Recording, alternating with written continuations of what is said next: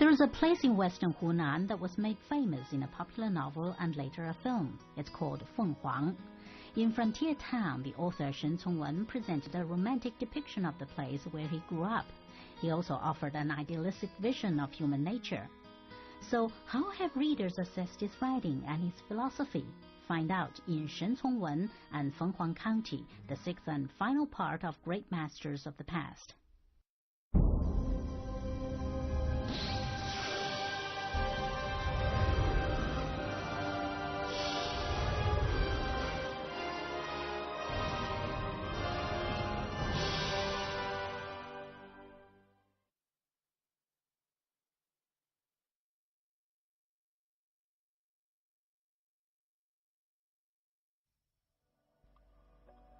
The county of Fenghuang occupies the southwestern corner of Jiangxi Tujia and the Miao Autonomous Prefecture at the western edge of Hunan Province.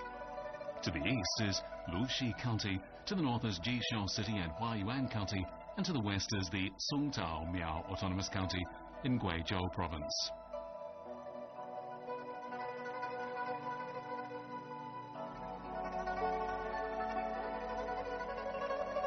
Fenghuang County town became famous in China thanks to a novel. In the novel Border Town, Shen Congwen provides a charming picture of the town itself, its mountains, waters and boats, and the heroine Tui Tui and her dog. The novel describes an idyllic place where people travel about on boats or wander in the mountains.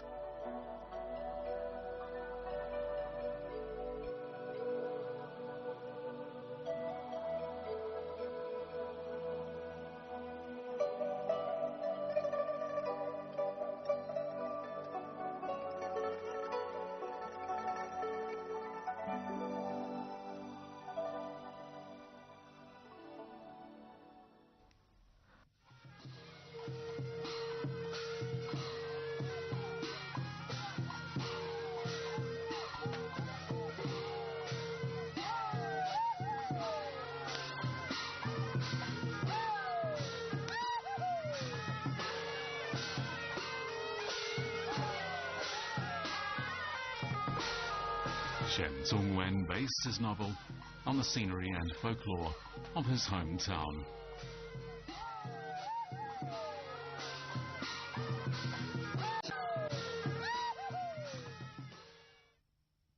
到了他读书的时候呢，依然还是按照的是以前读书的这条老路在走，中国传统的这叫做读私塾读书。然而沈从文偏偏就是一个可能从小出身行务家庭有关，却有着天生的叛逆性格。在读书这个期间，基本上也是经常逃学，学校也管不住，家庭管教起来也困难。可能也许正是由于他这些野性，为他后来的文学创作提供了一种很好的一种契机。他家乡的这一个偏僻地域，山明水秀，又加上文化比较封闭的这样一个地方，又为他的文学创作带来了很好的营养。 The rural area where Shen Congwen grew up was saturated with tradition. In the 1930s, the unique location and folklore, the natural environment, and the close kinship among the ethnic Miao people provided the cultural foundation for Shen Congwen's novels.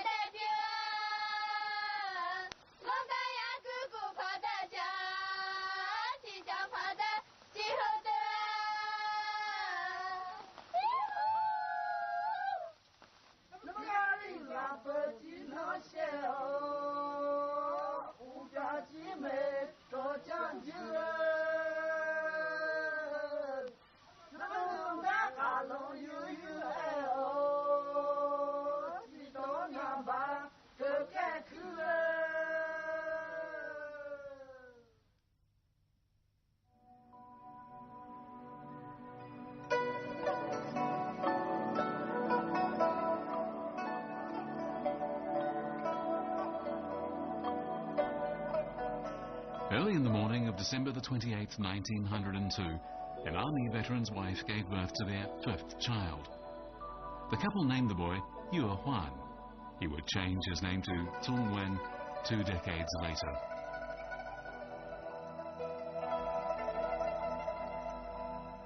This type of house, divided into front and rear parts, is common in South China. A red stone paved courtyard is surrounded by 11 rooms.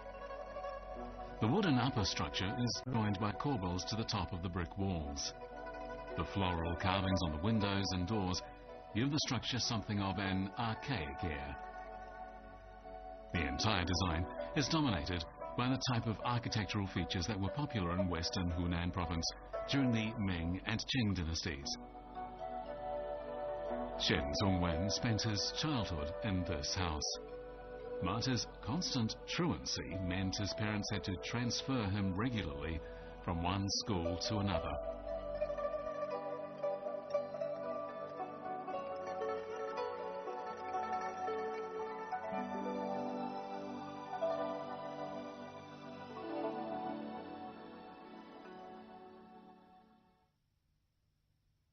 沈从文小的时候呢，我觉得他思想里面可能出生于行伍之家吧，身上可能都是或多或少有一些离经叛道的一些思想。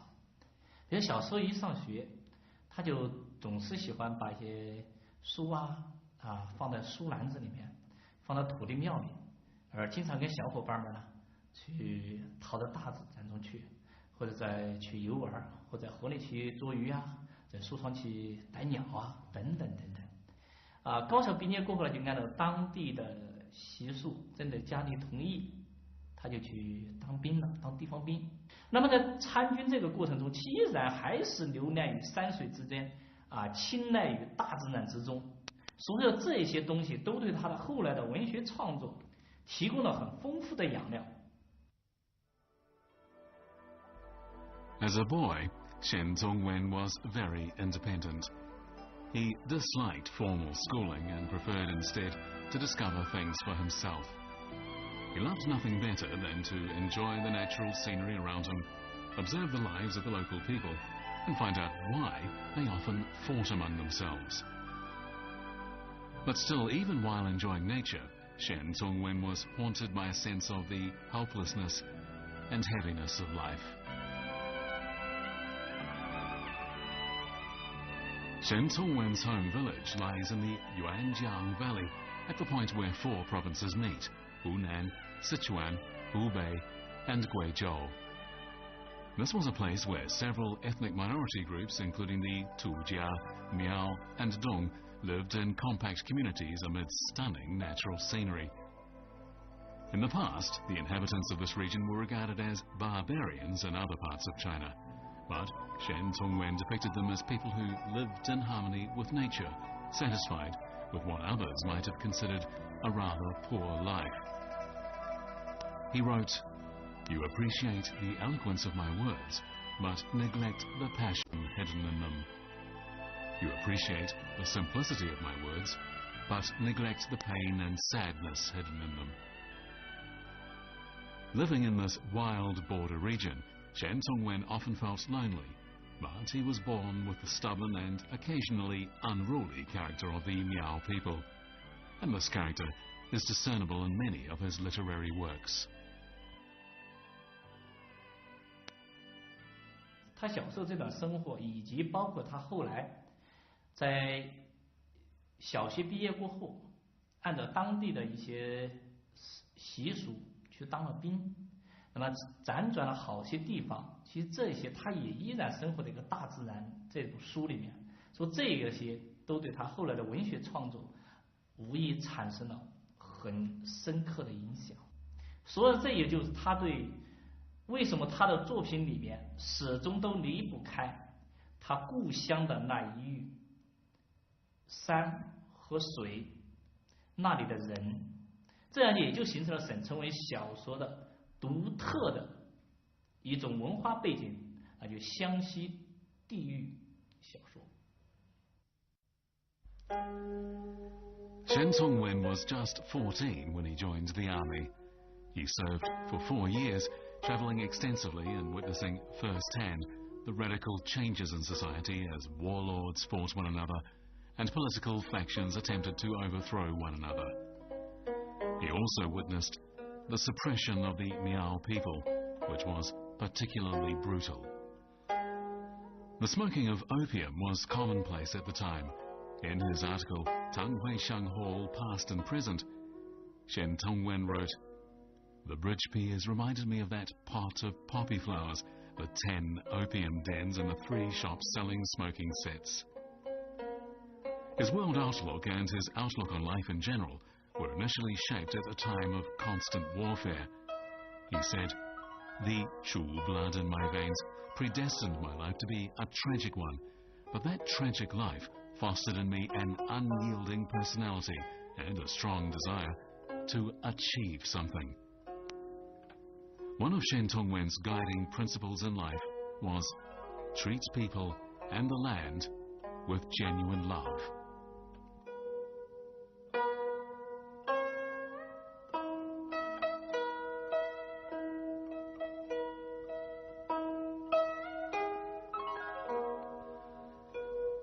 Shen Tongwen's great novel Border Town has been described as a pastoral song with a sad melody. His essays, too, convey a sense of melancholy. The great political changes that overtook China with the downfall of the Qing dynasty and the founding of the Republic of China initially failed to bring any benefits to the common people. In fact, on the contrary, life continued to worsen. In his article, People of Yuanling, Shen Tongwen wrote, "The train pulled into Yuanling station. All the people I saw were women. They were carrying heavy loads on shoulder poles or in handcarts. Here, all the work being done by men in other places was being done by women." The men were being killed on the battlefield, yet Shen Tongwen discerned that his home in western Hunan was advancing, but he was worried about the local people's future. He wrote, "By what means can we make them fear tomorrow, give up their old concepts of letting nature take its course, and build up their courage to live in the kind of spirit they display in their dragon boat races?" At the root of his concerns was the need to encourage people to change, and it pained him to think of the negative effects that might result from the advance of modern civilization. 2,500 years ago, at the time of the spring and autumn period, the area that is today Fenghuang County was part of the state of Chu. Over the following centuries, it was placed under the jurisdiction of first Jianzhong and then Wuling Prefecture, and its name was changed to Qianyang County. Fenghuang County has stunningly beautiful mountains, forests, rivers, and limestone caves. In ancient times, however, this pleasant place was a key strategic, political and military area. Today, the county's well-known scenic spots are complemented by a number of sites of historical significance. The local population is made up of several minority ethnic groups, including the Tujia, Miao and Dong. Living in compact communities deep among the mountains, their languages and food are quite unlike those of people living in other parts of China.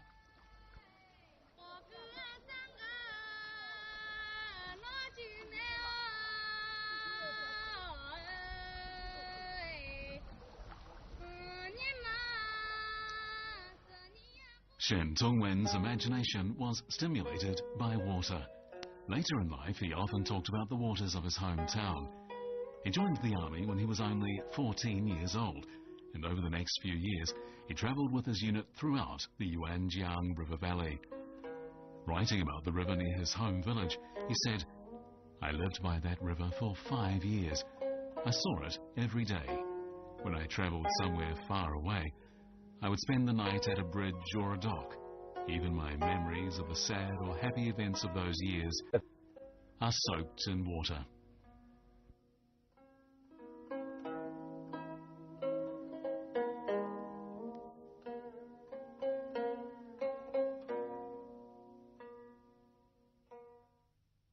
这部编成的作品呢，完成于1934年的春天。当时这部小说创作的一个它的主人公呢，其实人物很简单，因为沈先生他要表现的是他故乡那一块土地，他故乡的那些人都具有人性美。所以说我们常常为什么说文学是什么？文学就是人学，因为文学它要去展示人学什么呢？人学就是要去展现人性的美丑与善良、真假。那么我们沈先生这个编程其实就在向我们讲述的是一个人性的战歌。Border Town is at the same time a realistic and a romantic work. It urges the reader to return to an original state of purity and simplicity and become reacquainted with old memories. In the novel, an idealized life becomes real. In his essay in lieu of a preface to Tung Wen's exercises of composition, Shen Tung Wen wrote, "There might be people who want to build high towers on sand or on water. I am not one of them. I want to build a small Greek temple on a mountainside with hard stone blocks. It should be exquisite, solid, and well balanced. It might be small and crude, but it would nevertheless be my ideal building. Enshrined in it would be human nature. I want to show a kind of lifestyle, a beautiful, healthy, and natural lifestyle that is not contrary to human nature."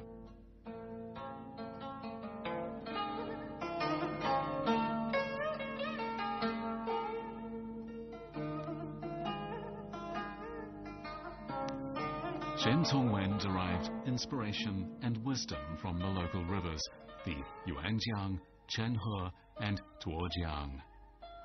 The people he encountered along the rivers became the models on which his characters were based.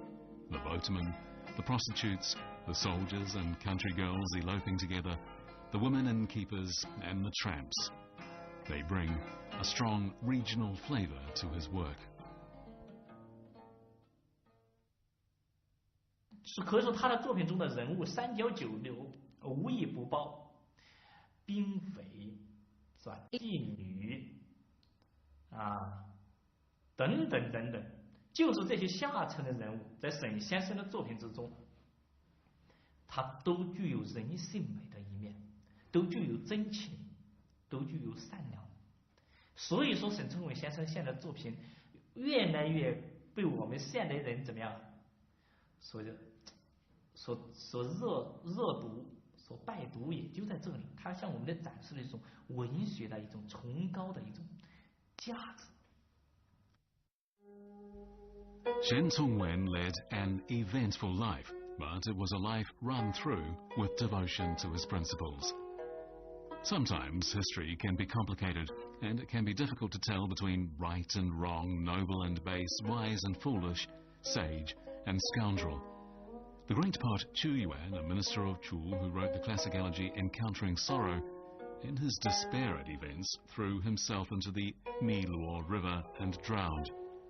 Another great poet, Tao Yuanming of the Wei and Jin dynasties, resigned after just 80 days as county magistrate, returned to lead a utopian life in his home village, and wrote the famous poem Let's Return. But were the actions of these two great poets understood in their lifetime? There have been many famous writers in the history of modern Chinese literature, but few earned such scant recognition in their lifetime as Shen Tung Wen.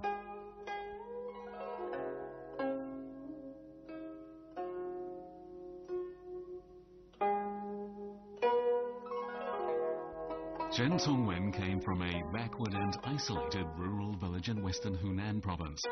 His social background clashed with the much more open culture of the modern cities. The situation was a constant source of anguish, as he was torn between the countryside and the city.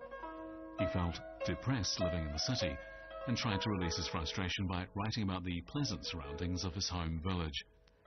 This comparison of urban and rural life cultivated in him a profound affection for his hometown in western Hunan, a place which he described as filled with primitive mystery and fear, and where barbarism and beauty are fused. But this comparison only served to make Shen Tongwen feel increasingly disappointed in city life, and he revealed this disappointment in his novels.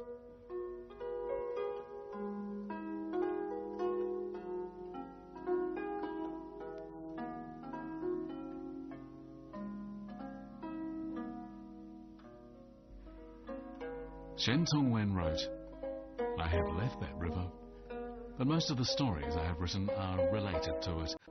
The ones I am satisfied with all have as their background boats on that river. All the characters I describe are like the people I met by the river or in the boats.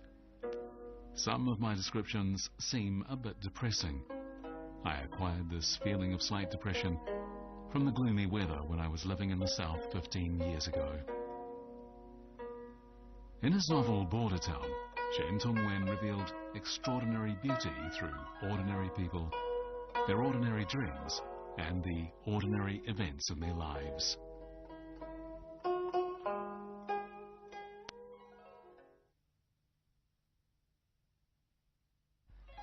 The mountains that cover much of Fenghuang County are in fact the southern branch of the Wuling Mountains, extending from the Yunnan-Guizhou Plateau. They decline in height from the northwest to the southeast. No fewer than 150. They decline in height from the northwest to the southeast. No fewer than 156 tributaries of the Tuojiang River flow through these mountains.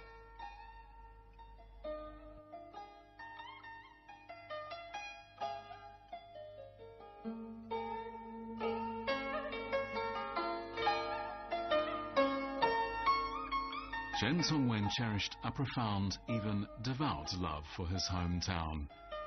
Everything in western Hunan was dear to him. He wrote, "I was moved by the sunshine on the hilltop after noon, and by the pebbles of various colours, like chess pieces, beneath the water. The morning sun dyed the hills on the riverbanks light green. The hills and water were as beautiful as those at West Lake. The stream meandered along with water so clear and shallow. The pebbles and sand in the stream were spotlessly clean through long years of washing. The mountain peaks vied to be the most beautiful. The trees were so luxuriant, their colour was almost blue. Indeed, the colour defied description. The woods at the foot of the hill looked like well laid out houses. There was a stretch of water at the wooded river bend and a long bridge, all shrouded in mist. Fragrant grass and mountain flowers were everywhere." In this vivid description, Shen Tongwen presents a scene that is tranquil, simple, elegant, and harmonious. For 40 years, Shen Tongwen and his writing were forgotten. Today, though, there's been a revival of interest. When Shen Tongwen was alive, there was widespread skepticism about the value of his works. Many people even dismissed them as unworthy of notice. Shortly before his death, Shen Tongwen even said to his students Wang Zhangqi and Lin Jinlan, "I have nothing to say to this world." 沈先生应该说来，在很长一段时间，基本就没有去进行文学创作了。尤其57年以后，可能基本上完完全全就停止了文学创作。一个这么有高产的作家，活了80岁，这个是40多岁、50多岁就开始进行文学创作了。那很显然，这里面必然有一些很多的原因，而且沈从文先生肯定受到了很多的一些不公正的一些待遇。但是沈先生却为什么说一种我没有什么可说的呢？我想沈先生这一句话，其实无外乎就是在原谅所有的一切。China is famous for 4 ancient inventions. Perhaps the most significant of them is paper. The man who invented paper, Cai Lun, is counted among the most influential people of all time. But what did the Chinese write on before Cai Lun's great invention? And where did he get his inspiration? Please stay tuned for the first part of a brand new series, The Story of Paper.